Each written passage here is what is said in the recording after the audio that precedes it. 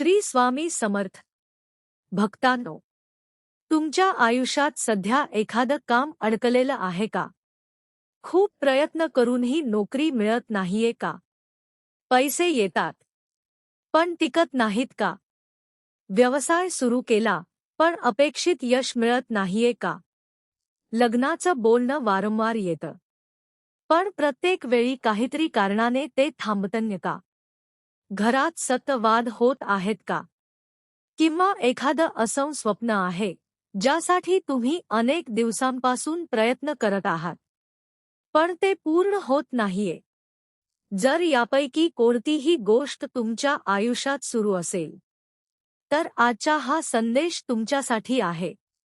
कारण कधी कधी आपल्याला वाटतं, मी एवढे प्रयत्न करतोय मग माझंच काम का अडकतंय? माझ्याबरोबरच असं का होतंय? देव माझी प्रार्थना ऐकत नाहीत का? भक्तांनो, अशा वेळी एक गोष्ट लक्षात ठेवा. काम अडकलं म्हणजे स्वामींनी तुमचा हात सोडला असा त्याचा अर्थ अजिबात नाही. कधी कधी आपण ज्या गोष्टीसाठी प्रार्थना करतो ती गोष्ट मिळण्यापेक्षा आपल्याला योग्य वेळ येण्याची गरज असते. कधी दार बंद होतं कारण पुढे जाणारा रस्ता अजून तयार झालेला नसतो, आणि कधी एखादी गोष्ट उशिरा मिळते कारण ती आपल्यासाठी योग्य वेळेला मिळणार असते. म्हणून आजचा हा संदेश शेवटपर्यंत ऐका, कारण आपण अशा 7 गोष्टींबद्दल बोलणार आहोत ज्या अनेकांच्या आयुष्यात अडकतात. आणि शेवटी आपण स्वामींच्या चरणी एक छोटीशी प्रार्थना करणार आहोत. कदाचित तुमच्या मनात असलेली एखादी गोष्ट आज या संदेशामध्ये तुम्हाला उत्तर देईल.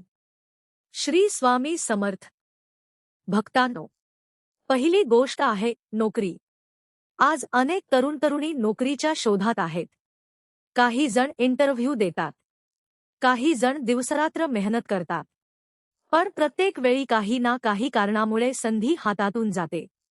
कधी सिलेक्शन होत नाही, कधी ऑफर लेटर मिळत नाही, कधी पगार अपेक्षेप्रमाणे नसतो, आणि हळूहळू मनात एक प्रश्न निर्माण होतो, माझ्यासाठी चांगली नोकरी कधी येणार?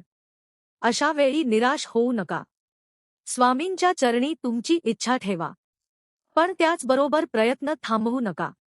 दररोज स्वतःला विचारा, आज मी माझ्या ध्येयासाठी काय केलं?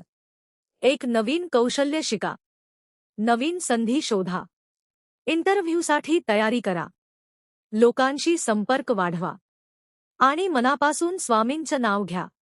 कारण श्रद्धा म्हणजे फक्त वाट पाहणं नाही, श्रद्धा म्हणजे प्रयत्न करत राहण्याची ताकद. कदाचित आजची नकाराची वेळ उद्याच्या मोठ्या संधीची तयारी करत असेल. म्हणून मनात म्हणा, स्वामी, मला योग्य संधी मिळू दे, पण त्या संधीचा योग्य उपयोग करण्याची बुद्धीही मला द्या. श्री स्वामी समर्थ. दुसरी गोष्ट, पैशांची समस्या. काही लोक कितीही कमावले तरी पैसा हातात टिकत नाही. घर खर्च, कर्ज, मुलांचे शिक्षण, घरातील जबाबदाऱ्या, अचानक येणारे खर्च, आणि महिन्याच्या शेवटी पुन्हा तोच प्रश्न, पैसे कुठे गेले? अशा वेळी फक्त पैशांसाठी प्रार्थना करण्यापेक्षा पैशाचं योग्य नियोजन करण्याची बुद्धी मागा. अनावश्यक खर्च कमी करा. कर्ज असेल तर त्याची योजना बनवा. जितका शक्य आहे तितकी बचत करा. आणि सर्वात महत्त्वाचं, प्रामाणिक मार्ग सोडू नका. शॉर्टकटने आलेला पैसा मनाला कायमची शांती देत नाही. स्वामींच्या भक्तीमध्ये प्रामाणिक कष्टाला खूप महत्त्व आहे. म्हणून आजपासून एक छोटा नियम करा. कमाई कितीही असो, त्यातून थोडी रक्कम बाजूला ठेवा. कुणाला मदत करण्याची संधी मिळाली तर आपल्या क्षमतेनुसार मदत करा. आणि मनात कृतज्ञता ठेवा. कारण पैसा महत्त्वाचा आहे, पण पैशापेक्षा मोठी गोष्ट म्हणजे समाधान आणि शांत मन.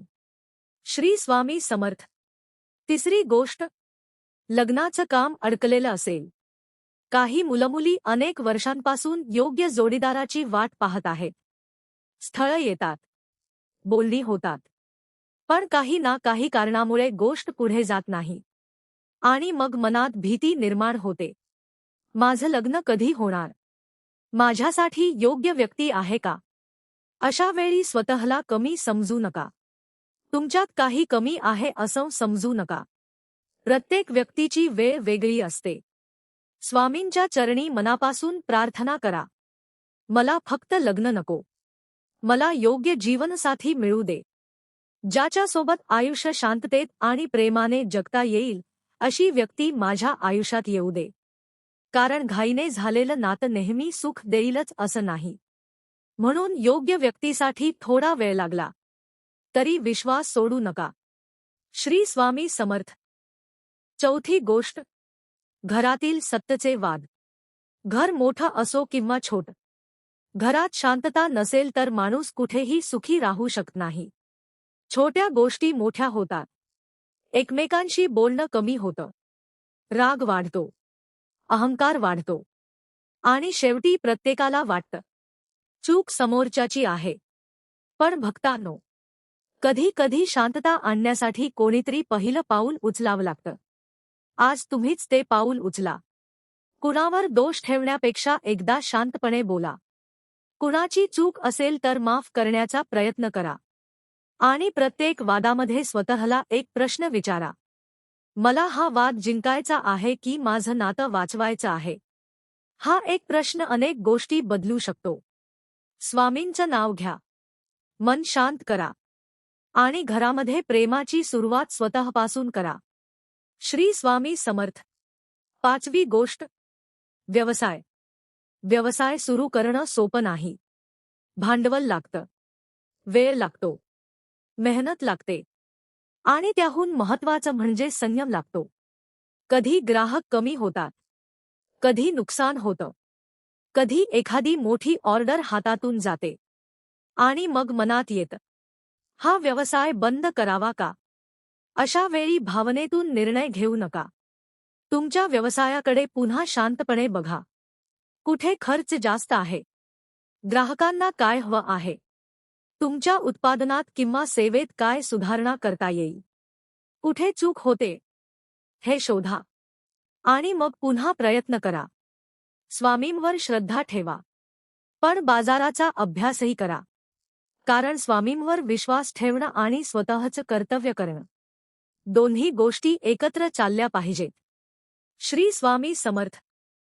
सहावी गोष्ट, तुमचं एखादं मोठं स्वप्न अडकलेलं असेल.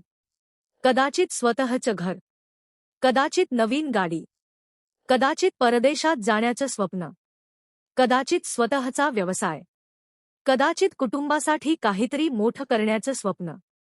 स्वप्न मोठा असेल तर त्यासाठी वेळही मोठा लागू शकतो. म्हणून उशीर म्हणजे अपयश नाही. आज तुम्ही जिथे आहात ती फक्त तुमच्या प्रवासाची एक पायरी आहे. स्वतःची तुलना दुसऱ्याशी करू नका. दुसऱ्याचं आयुष्य पाहून आपल्या आयुष्याला कमी समजू नका. तुमची वेळ येईल. पण तोपर्यंत थांबू नका. दररोज एक छोट पाऊल पुढे टाका. एक दिवस मागे वळून पाहिल्यावर तुम्हाला जाणवेल, मी किती पुढे आलोय. आणि त्या क्षणी स्वामींचे आभार माना. श्री स्वामी समर्थ.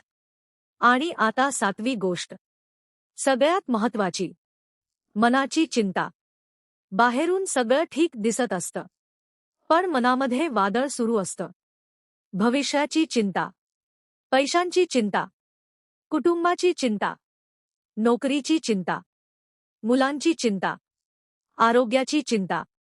आणि रात्री झोपताना मनात विचारांची गर्दी. अशा वेळी काही क्षण स्वतःसाठी काढा. मोबाईल बाजूला ठेवा. शांत बसा. हळूहळू श्वास घ्या. आणि स्वामींचं नाव घ्या. श्री स्वामी समर्थ. पुन्हा श्री स्वामी समर्थ.